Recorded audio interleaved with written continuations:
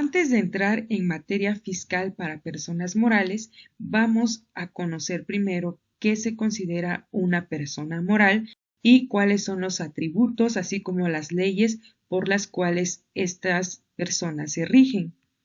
El Servicio de Administración Tributaria define a una persona moral como el conjunto de personas físicas que se unen para la realización de un fin colectivo.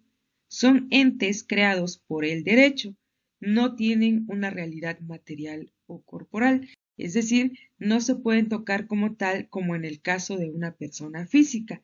Sin embargo, la ley les otorga capacidad jurídica para tener derechos y obligaciones. El título segundo del Código Civil Federal establece lo relativo a las personas morales.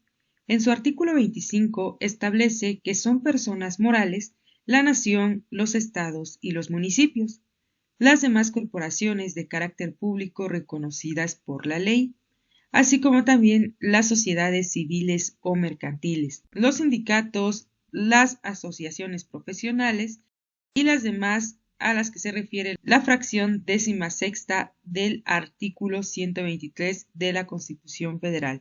De igual manera, las sociedades cooperativas y mutualistas, las asociaciones distintas de las enumeradas que se propongan fines políticos, científicos, artísticos, de recreo o cualquiera otro fin lícito, siempre que no fueren desconocidas por la ley, y las personas morales extranjeras de naturaleza privada. Cada una de estas personas morales se rigen por su propia legislación. Por ejemplo, las sociedades civiles están reguladas por el Código Civil, mientras que las sociedades mercantiles están reguladas por la Ley General de Sociedades Mercantiles.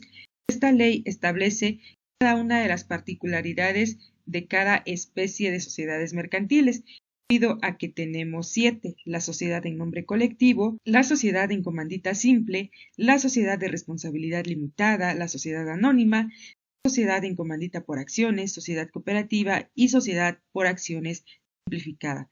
Por tanto, cada una de estas entidades debe atender a lo establecido en las disposiciones aplicables para cada una de ellas. Así como las personas físicas tenemos atributos de la personalidad, es decir, aquellos elementos que nos identifican o nos caracterizan, las personas morales también los tienen.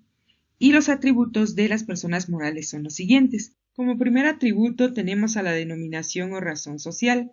La diferencia entre ambas es que la razón social se integra con el nombre de uno o más socios, mientras que una denominación puede elegirse de manera libre, es impersonal y objetivo. Por ejemplo, puede constituirse con el nombre de alguna cosa, algún fin, la actividad que realiza la persona moral o alguna idea. En este caso, tanto la denominación como la razón social van seguidos del régimen societario, es decir, bajo qué régimen se constituyó. Por ejemplo, si estamos hablando de una sociedad mercantil, especificar si se trata de una sociedad anónima, de una sociedad por acciones simplificada, una sociedad en nombre colectivo, o si estamos hablando de una sociedad civil. Después tenemos el domicilio.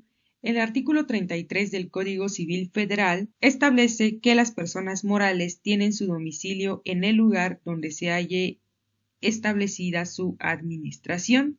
Las sucursales que operen en lugares distintos en donde radica la casa matriz tendrán su domicilio en esos lugares para el cumplimiento de las obligaciones contraídas por las mismas sucursales. El patrimonio es el conjunto de todos los bienes, los derechos y las obligaciones de las personas morales. El patrimonio de una persona moral es distinta e independiente al patrimonio de las personas físicas que la constituyen. De sociedades mercantiles, el patrimonio se integra inicialmente por las aportaciones de los socios. Posteriormente se modifica, es decir, puede incrementar o disminuir por las utilidades o en su caso las pérdidas generadas, la incorporación o el retiro de los socios, así como los reembolsos, entre otros casos. Y finalmente, la capacidad jurídica de una persona moral es la aptitud que tiene para adquirir derechos y contraer obligaciones.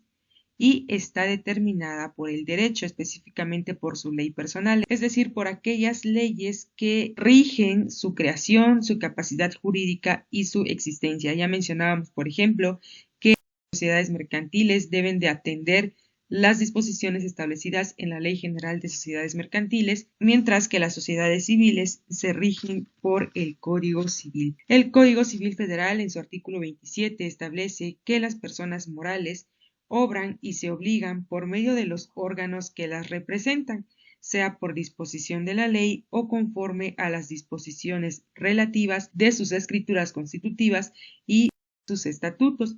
En el caso de las personas físicas, la capacidad jurídica sabemos que se adquiere por el nacimiento y se pierde por la muerte. Para una persona moral, esta capacidad se adquiere a través de la Constitución por medio del acta constitutiva que les da origen para que puedan adquirir derechos y contraer obligaciones. Y bueno, estos son los atributos de una persona moral. Ya sabemos qué es una persona moral de acuerdo a lo que establece tanto el Servicio de Administración Tributaria como las disposiciones establecidas en el Código Civil Federal. Es importante que comencemos a hablar de las personas morales antes de entrar ya en materia fiscal aplicable a este tipo de personas.